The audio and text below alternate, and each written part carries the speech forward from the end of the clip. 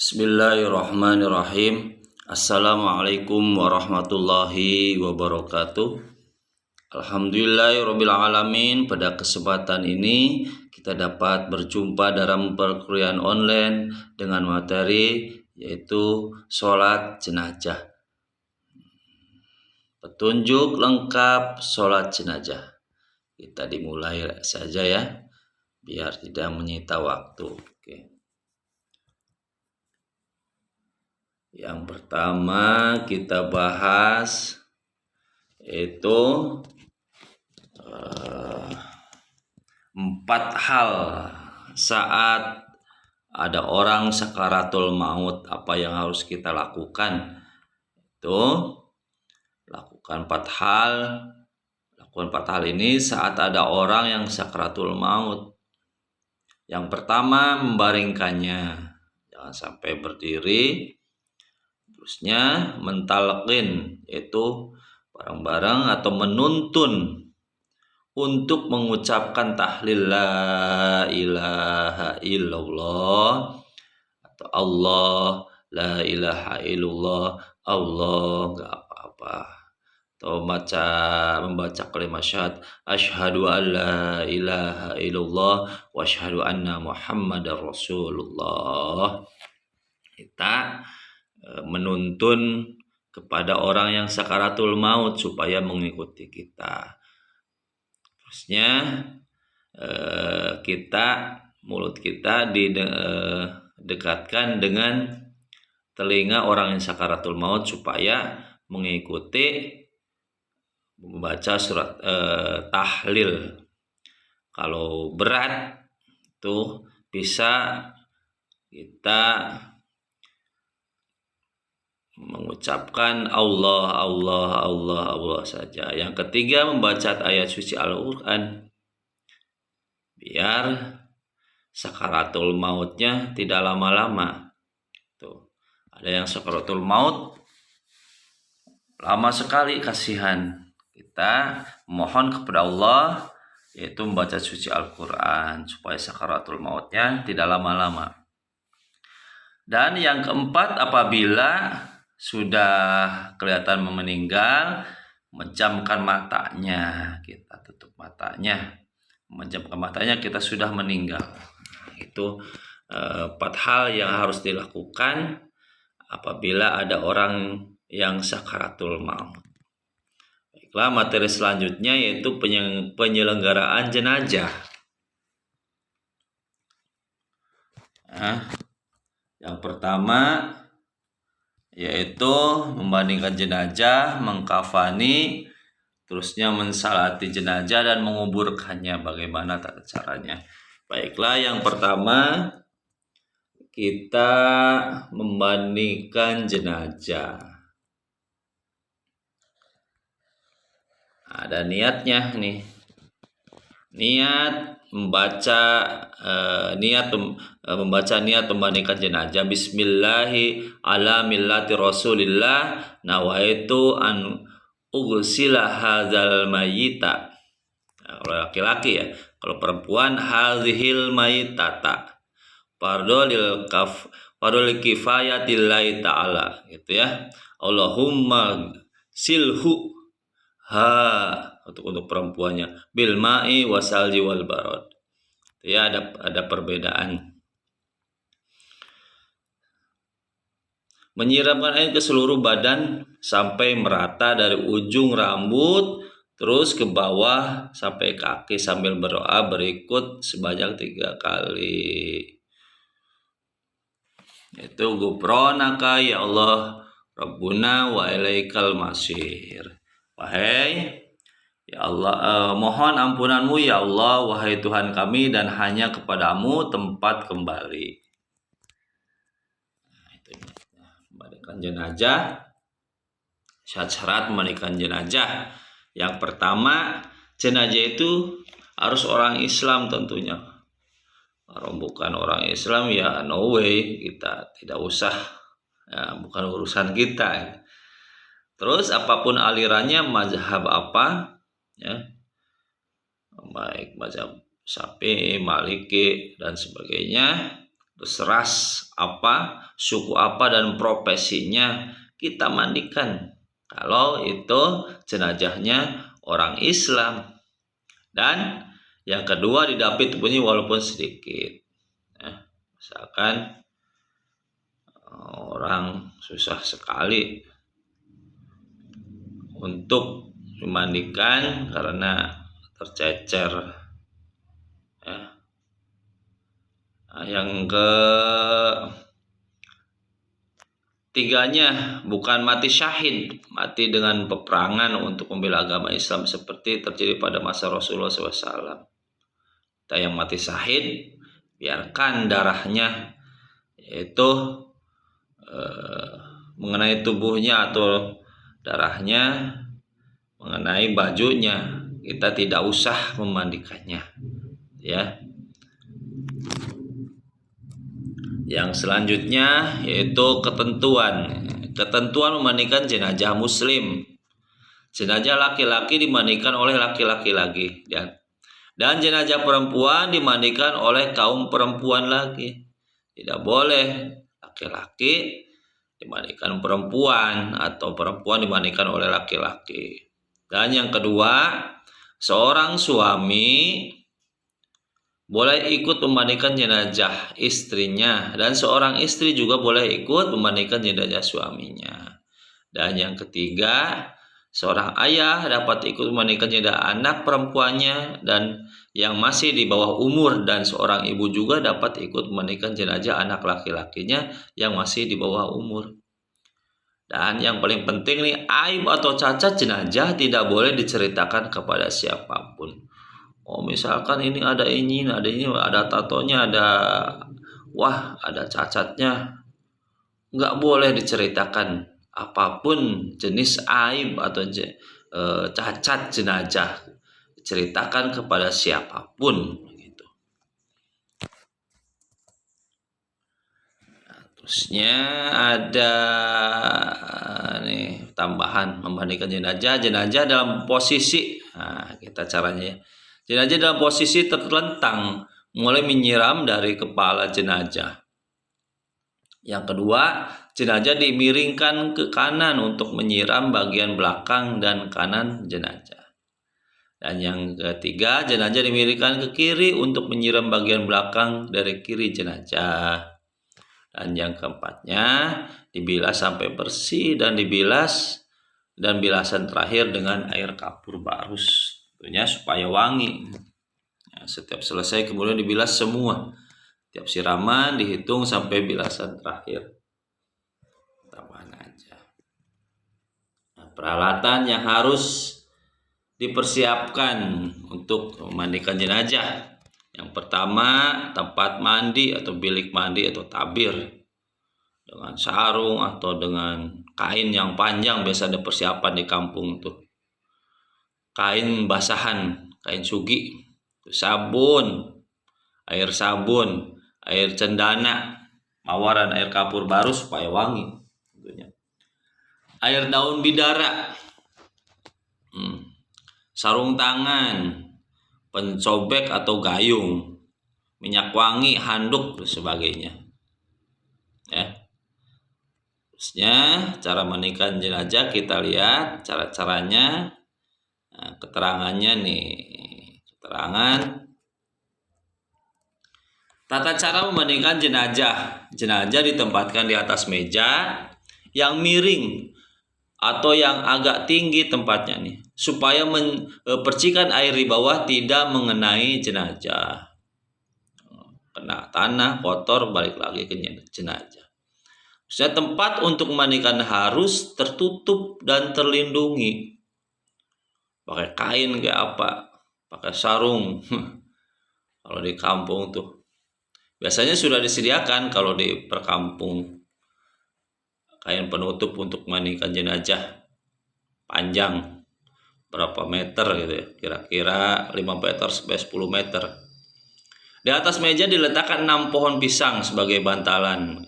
Ada bantalannya, boleh pakai bantalan pisang ya. Pada saat dimandikan jenazah diberi pakaian basahan agar tidak terlihat auratnya. Kemudian mayat diletakkan di tempat yang sudah disiapkan dan dimandikan dengan air sabun. Membersihkan kotoran perut. Nah, perut dan lubang-lubang dengan cara ditekan pelan-pelan perutnya. Nanti keluar dari duburnya. Itu kotoran nanti keluar. Harus ini wajib supaya keluar kotorannya. Ya. Diurut dari perut dari bagian atas sampai bawah, keluar kotorannya. Kemudian dimandikan bagian badan sebelah kanan terlebih dahulu, lalu bagian kirinya. Selanjutnya waktu mandikan jenazah disunatkan disiram 3 kali atau 5 kali. Setelah selesai dimandikan, lalu disisir rambutnya dengan rapi. Jenazah diwudukan. Nah, ini perlu. Jenazah diwudukan dan diberi wangi-wangian. Terusnya badan jenazah dikeringkan dengan handuk.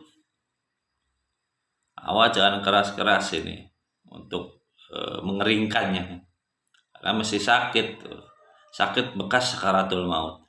Setelah itu diletakkan di atas kain kafan yang sudah disiapkan, gitu. Dan selanjutnya yaitu mengkafani jenazah sesuai dengan syariat Islam.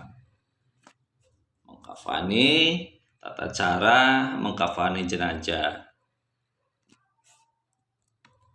Syarat mengkafani jenazah sekurang-kurangnya 1 lapis kain yang menutup seluruh tubuhnya.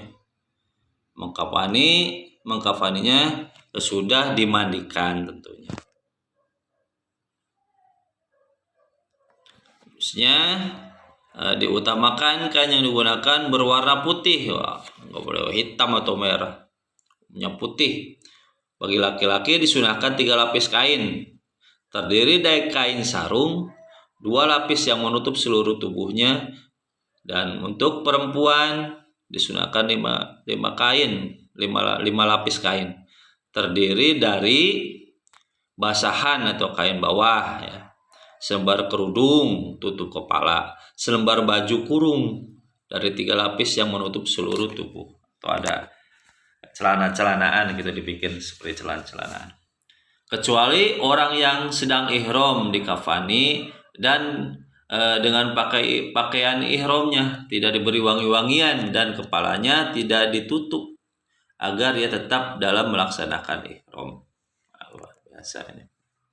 Biasanya kalau di kampung ada ahli-ahlinya untuk mengkafani, dipimpin oleh Pak Amil dan sebagainya dan rombongannya. Itu sangat sudah biasa, sudah ahlinya bikin kain kafan. Sangat mudah sekali bagi mereka yang sudah ahli mengurus jenazah. Kalau di kampung-kampung ada ahli atau rombongan atau yang untuk mengurus jenazah, mulai memandikan dan mengkafaninya dan mengkuburkannya. Selanjutnya nih cara sholat jenazah. Nah, tata cara sholat jenazah. Kita lihat posisi, ya. Posisi imam sejajar dengan perut nih. Selanjutnya makmum di belakang makmum, tentu di belakang imam. Ya, untuk sholat jenazah ini tidak ada ruku, sujud dan sebagainya. Dan untuk jenazah laki-laki, posisi imam sejajar kepala, ya, kepala jenazah. Dan untuk makmumnya ikut di belakang imam. Posisinya kepalanya itu di utara dan kaki di selatan, ya. Awas, ya, jangan terbalik. Posisinya kita itu menghadap kiblat. Terus niat sholat jenazah. Nah, niatnya nih, awas. Bismillahirrahmanirrahim. Usolli ala hadzal mayyiti arba'a takbiratin fardo kifayati imaman atau makmuman lillahi ta'ala. Allahu Akbar. Dan untuk perempuan usolli ala hadzihil mayyitati, ya. Kalau laki-laki hadzal mayyiti Kalau perempuan hadhil mayitati arba'at takbirati fardhu kifayati imaman atau makmuman lillahi ta'ala. Kita perbedaannya di sini nih. Sholli ala hadzal mayiti, laki-laki hadhil mayitati, perempuan arba'at takbirat fardhu lillahi ta'ala. Fardhu kifayati imaman atau makmuman lillahi ta'ala. Saya niat salat mayit laki-laki atau perempuan ini dengan 4 kali takbir fardu kifayah menjadi imam atau makmum karena Allah Subhanahu wa taala, karena Allah taala. Yang pertama, takbir pertama yaitu membaca Fatihah.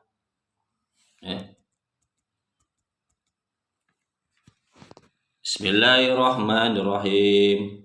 Alhamdulillahirabbil alamin. Arrahmanirrahim. Maliki yaumiddin.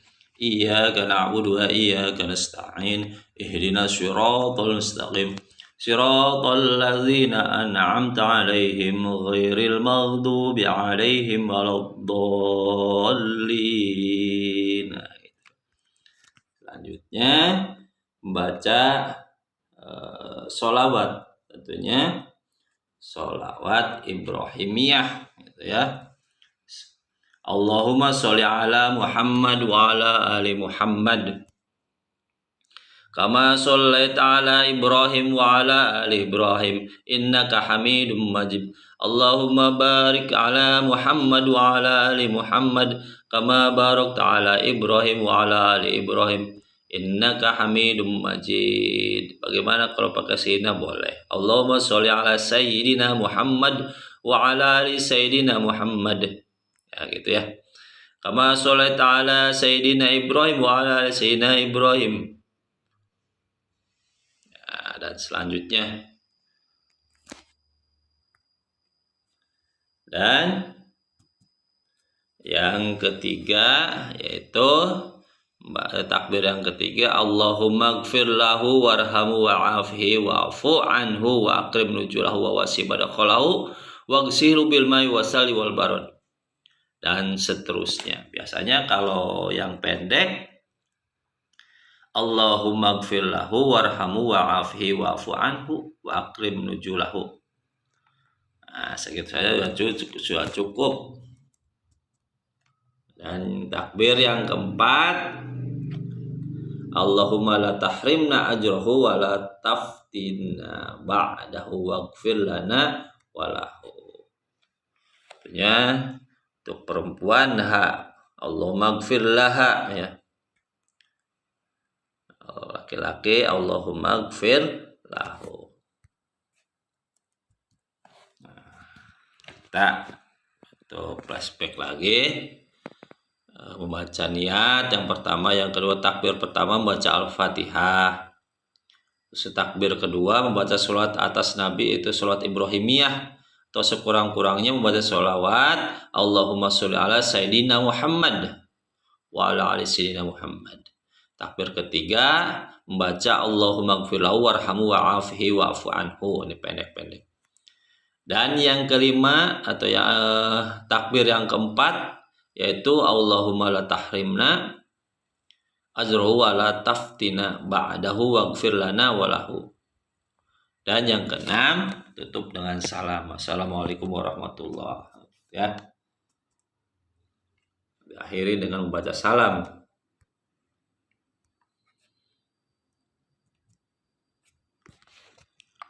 Tata cara mengurus jenazah. Nah, ini cara mengkuburkannya. Lihat, kita arah kiblat gitu ya. Yang pertama, masa lebarnya 75 cm nih. Boleh lebih 1 meter, tapi jangan lebar-lebar, cukup 75 cm atau 1 meter nggak apa-apa.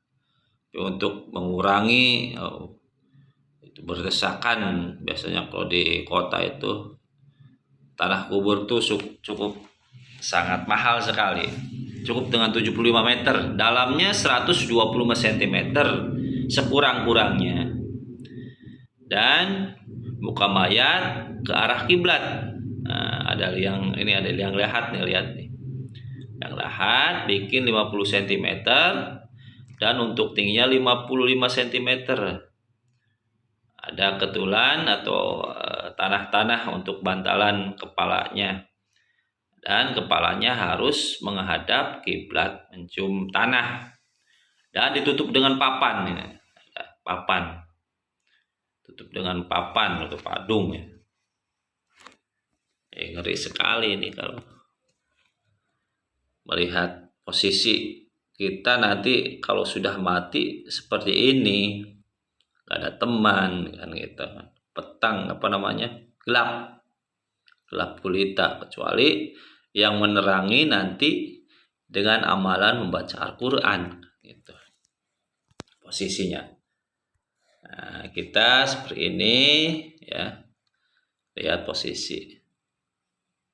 Thank you, terima kasih. Mohon maaf apabila ada kesalahan atau kurang lengkap. Mohon maaf sekali itu kalau ada kesalahan, kebodohan kami, kebodohan saya. Dan semoga bermanfaat untuk para mahasiswa dan semuanya.